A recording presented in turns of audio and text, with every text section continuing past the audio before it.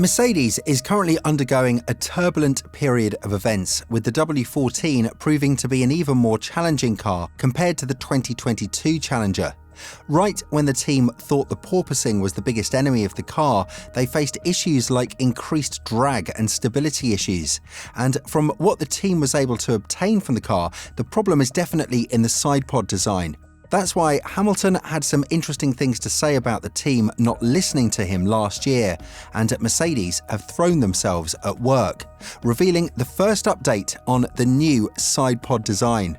The no-pod sidepod design revealed by Mercedes during the 2022 car showings has been labelled as the most innovative design on the grid.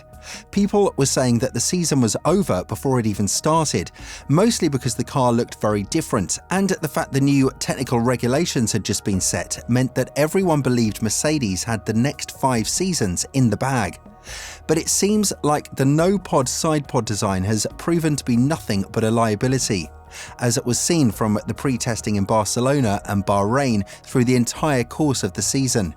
This is why Hamilton kept asking the team to change the sidepod design as early as possible, with this challenge proving to be a task much easier said than done, given the budget cap and the development rate of every single team. If Mercedes opts out for a different design, it means that they're throwing away every progress that they made with their current sidepod design, and in the current season, it would mean that they'd be 1.5 years behind Ferrari and Red Bull. Now, not only are they behind these two teams, but Aston Martin has also overtaken the Brackley-based squad, with Alonso and Stroll having a wonderful first race in Bahrain, and proving that while their car is 50% Mercedes, the rest of the 50% that they inherited from Red Bull's ex-employees is enough to make them competitive for podiums. So Mercedes has no time to waste, and it seems like they've brought their A game in terms of changing the car and making the best out of the W14 for the upcoming schedule. This comes after the wake-up call in Bahrain has alerted Mercedes that this time, even with one Ferrari retiring due to reliability issues, they are far from where they're supposed to be, with Hamilton and Russell finishing P5 and P7. Had Leclerc finished the race, it would have been P6 and P8, so this is definitely not the pace and the performance that Mercedes want from the W14 in the remainder of the races. In terms of the sidepod upgrade, something that needs to be changed right away, the team had some doubts about whether they'll continue with the no-pod sidepod design or ditch the entire thing and go with something brand new. Wolff said that the current design of the car is very unlikely to be competitive in the 2023 season, and this is something that Mike Elliott has spoken about as well. When talking about the bodywork and what we're expected to see in the following period, he added, "Toto already said that we've got a different bodywork coming. It won't be the same as other people's, and it won't be the same as we've got. It'll be different. It's part of the normal development. We've got a very different sidepod coming. I say very different, a different sidepod that's coming. I think Toto said that in the press. But it takes time to bring that. It takes time to make the bits. It takes time to change the bits that go underneath the bodywork to fit, so we'll bring it as soon as we can." Obviously, the race where Mercedes planned to bring the first major upgrade package was in Imola, and now that they're going with a brand new design, one that Hamilton will be very happy to witness, we cannot help but wonder, will Mercedes surprise us earlier in the season? The next 2 races are supposed to favour Mercedes more than Aston Martin and Red Bull, given the downforce nature of the tracks and the tyre degradation issues. But it seems like the gap is too big for Mercedes to hope that the nature of the track will be enough for them to score wins or podiums.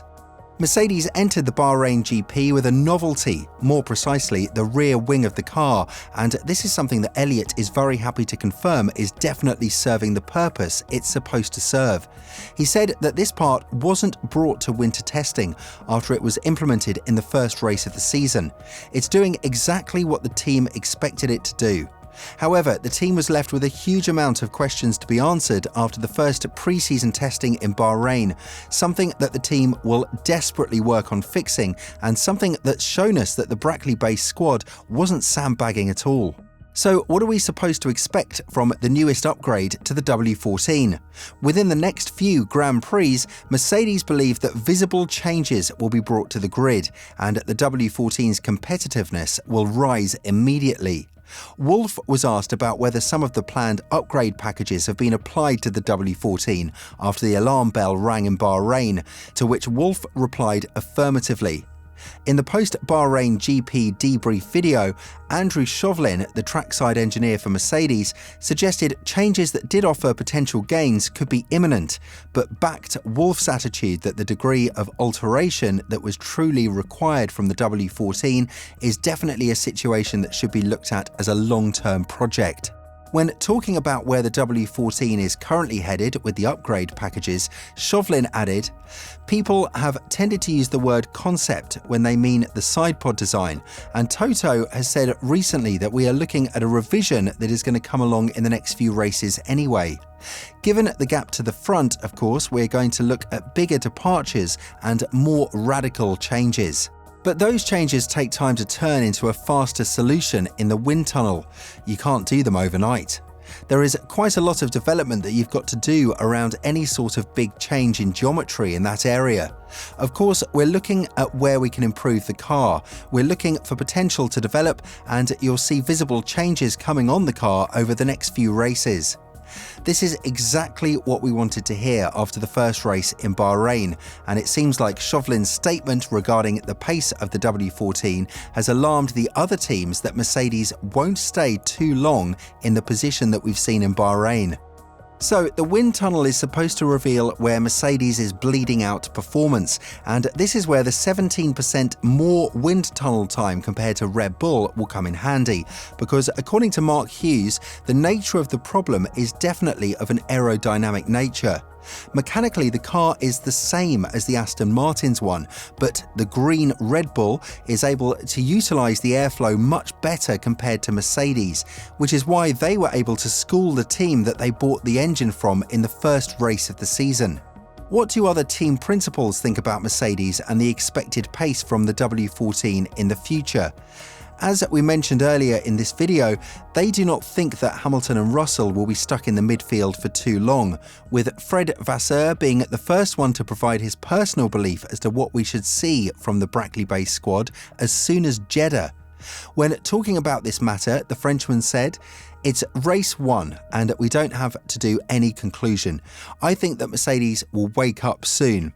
We don't know what will happen next week. The next race will be a different story in Jeddah with a different tarmac. So let's see in Jeddah if we have a better picture." The same narrative prevails in Verstappen, and while the Dutchman believes that Ferrari will be the team to worry about in the upcoming GP in Saudi Arabia, he hasn't written off Mercedes completely as championship rivals after the fiasco that the Brackley-based squad has endured in Bahrain. Christian Horner has complimented Verstappen and Vasseur, with him adding that he's been in the sport for too long to see things change so quickly. So according to Red Bull's team principal, there's a lot of convergence towards the downwash sidepod solution that was mastered by his team and furthermore adopted by Aston Martin. Therefore, we can't say for sure that Mercedes won't be the third team to go for this design, because at this point, one couldn't help but wonder, is Mercedes' stubbornness killing them so far in the season? With that in mind, what do you think about Mercedes' championship aspirations? Do you think that the new sidepod upgrades will definitely propel the team in the right direction? Let us know in the comments below.